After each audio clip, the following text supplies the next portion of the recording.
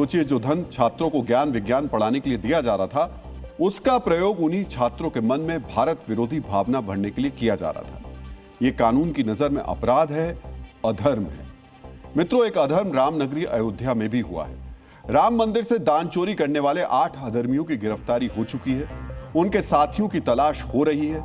इस अधर्म की अनदेखी करने वालों से पूछताछ भी हो रही है। एसआईटी हर उस व्यक्ति से पूछताछ कर रही है जो देव धन की चोरी से किसी तरह संबंधित हो सकता है।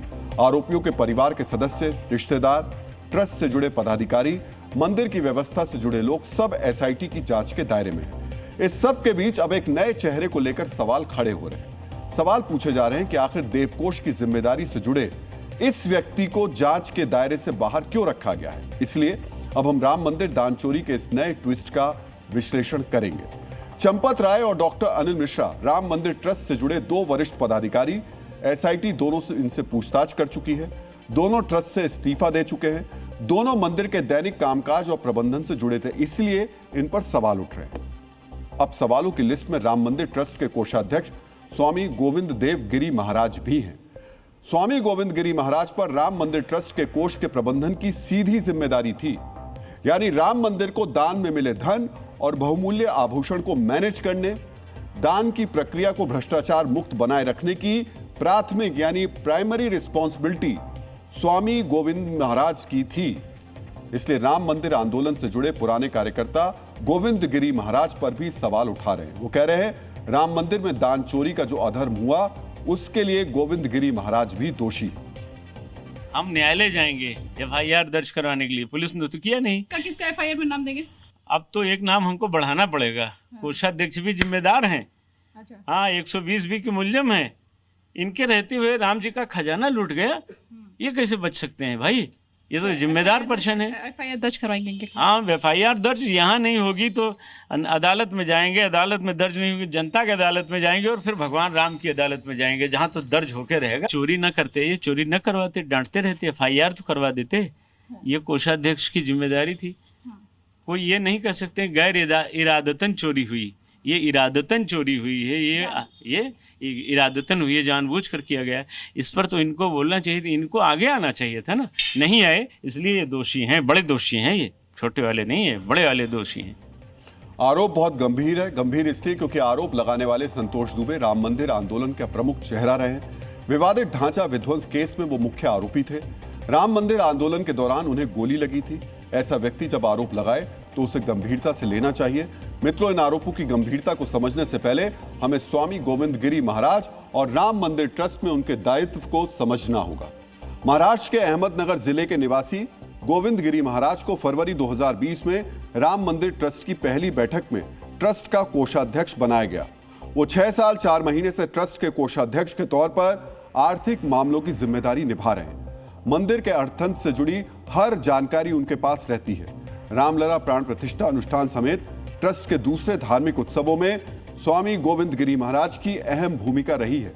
वो ट्रस्ट के अन्य पदाधिकारियों के साथ प्रमुख वित्तीय निर्णयों में शामिल रहे हैं। अब यह भी समझना जरूरी है कि ट्रस्ट के कोषाध्यक्ष के तौर पर गोविंद देव गिरी महाराज की सीधी जिम्मेदारी क्या थी और क्यों उन्हें दान चोरी के अधर्म में आरोपित किया जा रहा है। कोषाध्यक्ष के तौर पर गोविंद गिरी महाराज को राम मंदिर को दान में मिलने वाले धन का प्रबंधन देखना था, यानी मैनेजमेंट की जिम्मेदारी इनकी थी। दान का धन सुरक्षित रहे, इसकी निगरानी करनी थी, यह भी इनकी प्राइमरी रिस्पॉन्सिबिलिटी थी। नकद दान, दान पेटी, काउंटर पर मिलने वाला दान, डिजिटल रसीद और बैंक में धन के धन को जमा करने में कोई हेराफेरी नहीं हो, इसकी जिम्मेदारी भी गोविंद गिरी महाराज की ही थी। यानी एक तरीके से कह सकते हैं कि ये जो दान का पूरा सब कुछ एक तरीके से एक काम हो रहा था, उसकी whole sole responsibility Govind Giri Maharaj की थी। दान में मिले आभूषण, सोना, चांदी, विदेशी मुद्रा और बहुमूल्य वस्तुओं का रिकॉर्ड रखा जाए और उन्हें सुरक्षित रखा जाए, यह जिम्मेदारी भी गोविंद गिरी महाराज की थी। बतौर कोषाध्यक्ष गोविंद गिरी महाराज को यह भी देखना था कि दान की गिनती की व्यवस्था फुल प्रूफ हो, काउंटिंग सेंटर में सीसीटीवी, सरप्राइज ऑडिट जैसी व्यवस्था हो, इसकी जिम्मेदारी भी इन्हीं की थी। रोजाना लाखों के कैश फ्लो को देखते हुए यह सुनिश्चित करना कि कलेक्शन से डिपॉजिट तक हर कदम पर जरूरी सावधानी बरती जाए, यह भी गोविंद गिरी महाराज की जिम्मेदारी थी। सरल शब्दों में कहें तो राम मंदिर ट्रस्ट दान में मिली पाई पाई का हिसाब रखने उसे सुरक्षित रखने और दान व्यवस्था को धांधली मुक्त रखने की जिम्मेदारी सीधे सीधे गोविंद गिरी महाराज पर थी, क्योंकि रामकोष की चाबी उनके पास थी।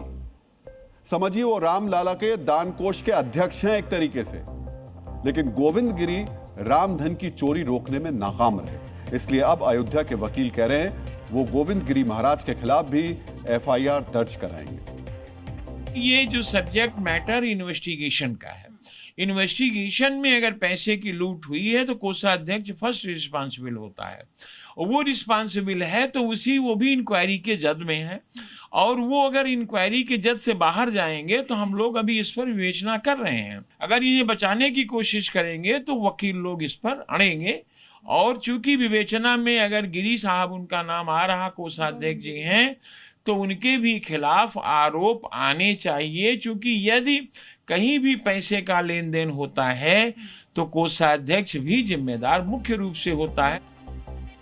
एसआईटी ने अब तक गोविंद गिरी महाराज से पूछताछ नहीं की। संभव है आने वाले दिनों में उनसे भी पूछताछ हो।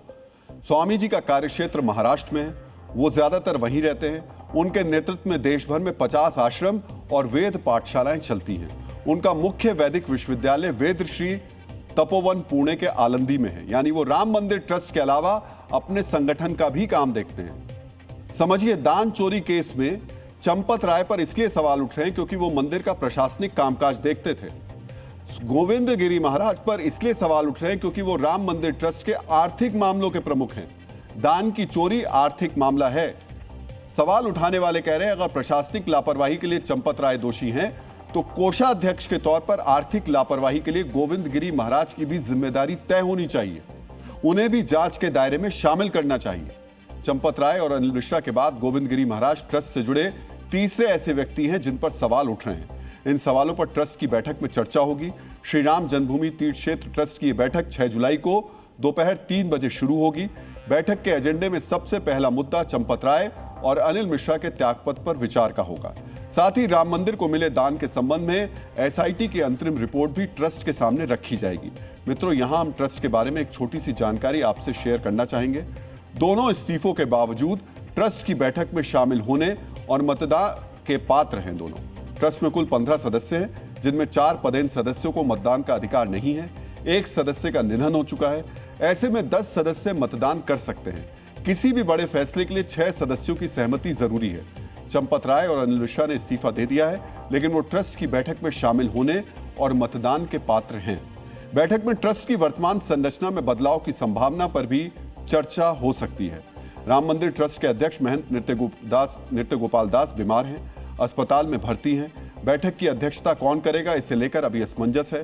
ट्रस्ट में स्वामी गोविंद गिरी महाराज की भूमिका कितनी अहम है, उसकी पुष्टि ट्रस्ट की बैठक के लिए जारी सूचना पत्र से होती है।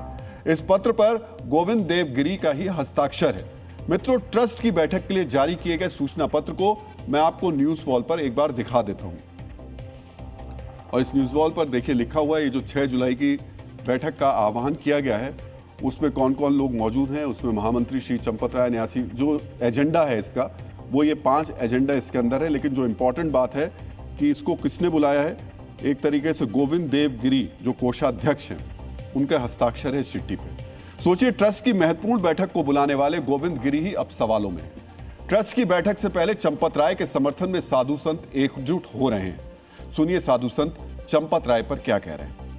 हम संत ये मांग कर रहे हैं कि उनके इस्तीफे को स्वीकार नहीं करना चाहिए ट्रस्ट को, और ये जो गड़बड़ियां हुई हैं इसके लिए गोविंद देव गिरी जी कोषाध्यक्ष हैं, उनकी जिम्मेदारी है। उनको आकर के इस बात को आय व्यय का प्रमाण देना चाहिए जो उन्होंने जिस निष्ठा के साथ हम 93 से अयोध्या में हैं और उनको देख रहे हैं। जब राम मंदिर आंदोलन था तो मंदिर में जा करके उन्होंने संतों में अलग जगाई, और कुछ लोग पूरी अयोध्या के संत ऐसा नहीं कह रहे हैं कि उनको हटाया जाए, वो तो स्वयं एसआईटी की मांग कर रहे हैं। ये बहुत दुर्भाग्यपूर्ण है, लेकिन आश्चर्य की बात है कि कुछ लोगों का ही केवल टारगेट किया जा रहा है, जबकि हकीकत यह है कि जब ट्रस्ट के द्वारा संचालित हो रहा है तो उसमें सबकी बराबर जिम्मेदारी है।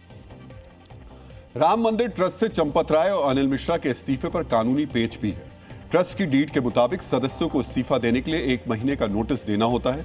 बिना नोटिस त्यागपत्र देने का प्रावधान नहीं है। ऐसे में 6 जुलाई की प्रस्तावित बैठक में चंपत राय और डॉक्टर अनिल मिश्रा को पद छोड़ने का नोटिस दिया जा सकता है। ट्रस्टी चाहे तो 2/3 बहुमत से इन्हें पद से हटा सकते हैं। नियम के मुताबिक दोनों इस्तीफा देने के बाद आजीवन ट्रस्ट के सदस्य रह सकते हैं, लेकिन सूत्रों का दावा है कि स्वास्थ्य कारणों से वो ट्रस्ट की सदस्यता छोड़ सकते हैं। महाभारत के शांति पर्व में भीष्म पितामह धन की शिक्षा देते हुए कहते हैं कि देवता की संपत्ति का अपहरण करने वाला महापापी है।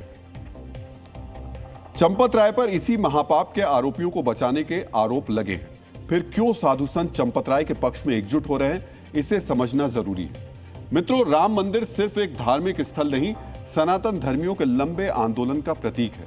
चंपत राय राम मंदिर आंदोलन से लंबे समय से जुड़े रहे हैं। आंदोलन से जुड़े रहे चंपत राय पर कार्रवाई को संत व्यक्ति पर हमला नहीं मान रहे, आंदोलन की विश्वसनीयता पर हमला मान रहे हैं। साधु संत दान चोरी के आरोपियों पर कार्रवाई चाहते हैं, लेकिन वो नहीं चाहते ये विवाद हिंदू समाज और राम मंदिर की आस्था के खिलाफ राजनीतिक हथियार बने।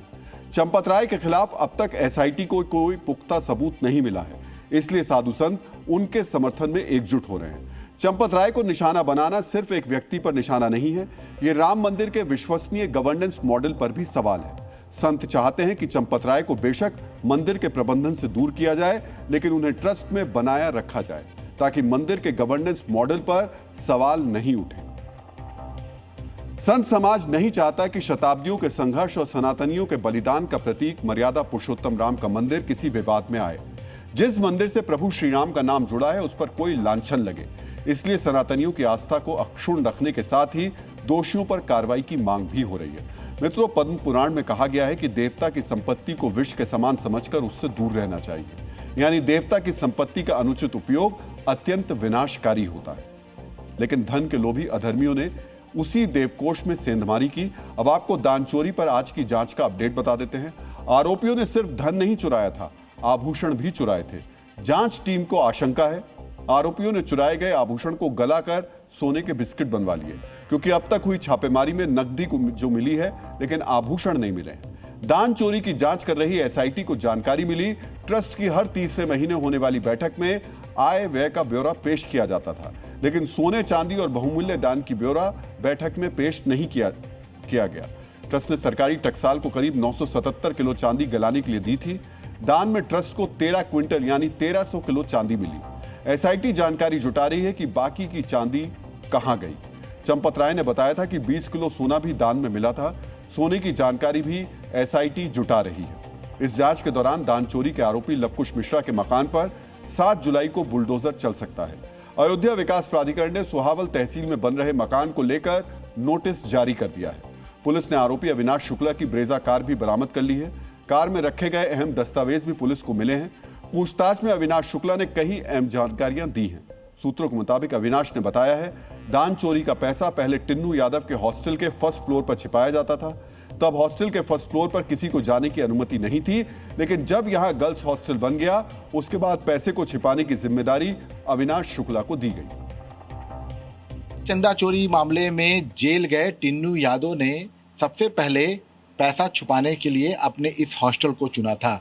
हम इस वक्त टिन्नू यादव के हॉस्टल में मौजूद हैं और यहीं पर ही सबसे पहले जो फर्स्ट फ्लोर पर लॉकर हैं उनमें पैसा छुपाया गया था। चूँकि इस पूरे मामले को लेकर जांच जो है वो आगे बढ़ रही है और आपको हम तस्वीरें दिखा देते हैं कि टिन्नू यादव का ये हॉस्टल है और नीचे की तरफ 9 कमरे हैं। ऊपर की तरफ की अगर हम बात करें तो ऊपर भी कई कमरे जो हैं बनाए गए हैं और ऊपर ही लॉकर है। दान चोरी का खुलासा होने से पहले राम मंदिर ट्रस्ट के बैंक खातों में प्रतिदिन 16 से 18 लाख रुपए जमा हो रहे थे। अब यह राशि 24 से 26 लाख रुपए हो रही है। इसी आधार पर आशंका जताई जा रही है कि पहले रोज 6 से 8 लाख की रकम चोरी होती थी। एसआईटी ने इसे भी जांच का हिस्सा बनाया है।